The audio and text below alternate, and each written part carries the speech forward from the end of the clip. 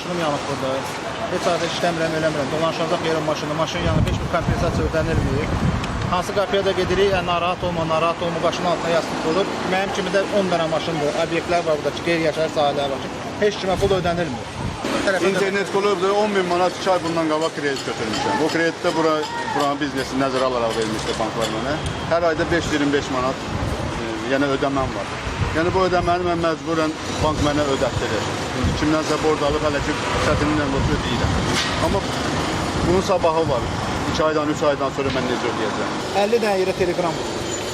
Bütün komissiyanın üzvlərinə vurulub, Adil Şərifova vurulub, ondan sonra Mehriban xanıma vurulub, prezidentə vurulub, Bakı İcra Hakimiyyətinə vurulub, Binəqədi İcra Hakimiyyətinə vurulub, hər yerə vurulub telegram. Hansı cavab aldınız? Heç bir cavab almamış. Biz gözləyirik ki, bizə dəymiş ziyan ödənilsin, bunu ödəyən yoxdur. Kimə dərdimizi deyə bilmirik. 2015-ci ilin 11 iyununda etirazlarını bildirən vətəndaşlar 3 ay sonra yenə eyni şikayət əsasında toplaşıblar. Onlar 19 mayda baş verən faciədən zərər çəkən insanlardır. Bəzisinin obyektli ziyan görüb, bəzilərinin isə maşını yanıb.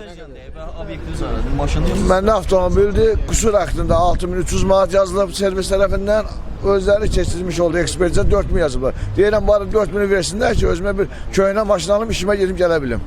Heç bir kəsə heç bir qəpik də ödənilməyib. İndiyə qədər gözləyirik. Hamı piyada qalıb. Mən iş yersiz qalmışam.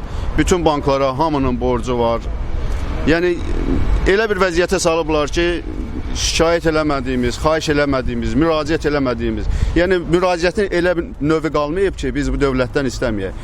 İndiyə qədər bu dövlətdən hansısa kömək istəmişik biz. Yəni yaşayırdıq normal, şəraitimizi qurmuşduq, işləyirdik, maşınları var idi, gedib gəlirdilər. İndiyə qədər bu dövlətdən yəni yardım istəmirdilər. Dilənçi köşünə salıblar, elə bil kimdənsə gedib pul istəyirik biz.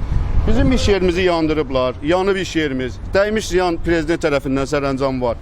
Ödənilsin, biz də bilək ki, yenidən işimizi quraq işləyək. Yəni bu dövlətdən biz heç nə istəmirik. Biz istəyirik dəymiş ziyan ödənilsin. Başqa bir şey istəmirik.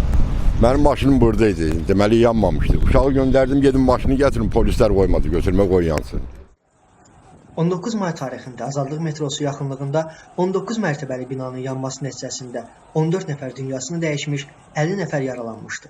Bir neçə gün içində sakinlər başqa yerlərə köçürüldü. Hadisənin səbəbi binaya vurulan penoplast üzüşlər olub. Baş verənlərdən sonra mənzil istismar sahəsinin müdürünün həbsi ictimaiyyət arasında birmənalı qarşılanmayıb, etirazlara səbəb olub. Gerçək günahkarın həbs olunması tələb edilir. Faciədən sonra matəm elan olunmaması da ölkə gündəmini məşğul edən başqa bir mövzu idi.